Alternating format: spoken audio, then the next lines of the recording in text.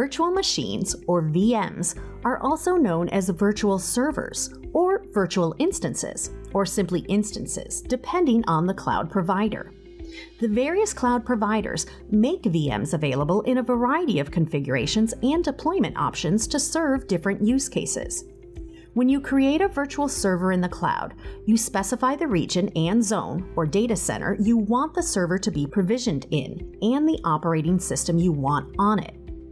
You can choose between shared, that is, a multi-tenant VMs, or dedicated, that is, a single-tenant VMs. You can also choose between hourly or monthly billing and select storage and networking options for the virtual server. Now let's look at a few different types of VMs that can be provisioned in the cloud. Shared or public cloud VMs are provider-managed multi-tenant deployments that can be provisioned on demand with predefined sizes. Being multi-tenant means that the underlying physical server is virtualized and is shared across other tenants or users.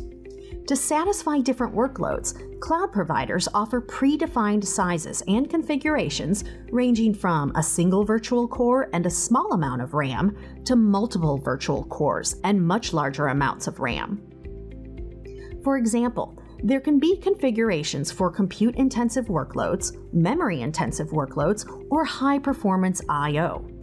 Rather than pick from only predefined sizes, some providers also offer custom configurations that allow users to define the number of cores and RAM and local storage characteristics.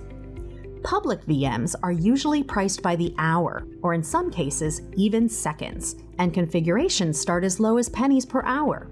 Some providers also let you get monthly VMs, which can result in some cost savings if you know you will run the VM for at least a month. But if you decide to decommission the VM in the middle of the month, you will still be charged for the full month. Transient or spot VMs take advantage of unused capacity in a cloud data center. Cloud providers make this unused capacity available to users at a much lower cost than regular VMs of similar sizes.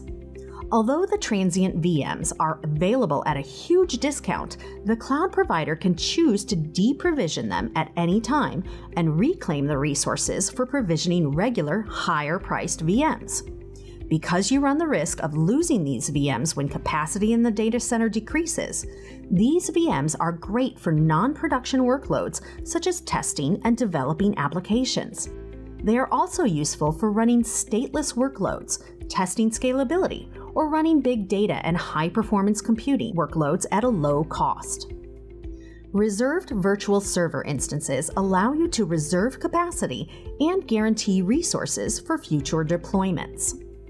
You reserve desired amount of virtual server capacity, provision instances from that capacity when you need them, and choose a term, such as 1 year or 3 years, for your reserved capacity. You're guaranteed this capacity within the data center of your choice for the life of the contract term. By committing to a longer term, you can also lower your costs compared to hourly or monthly instances. This can be useful when you know you require at least a certain level of cloud capacity for a specific duration.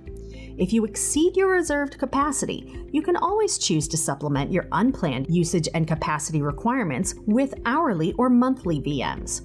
Note, however, that not all predefined VM families or configurations may be available as reserved. Dedicated hosts offer single-tenant isolation. This means that only your VMs run on a given host, so they can make exclusive use of full capacity and resources of the underlying hardware. When provisioning a dedicated host, you need to specify the data center and pod in which you want your host placed. You then assign instances or virtual machines to a specific host. This allows for maximum control over workload placement.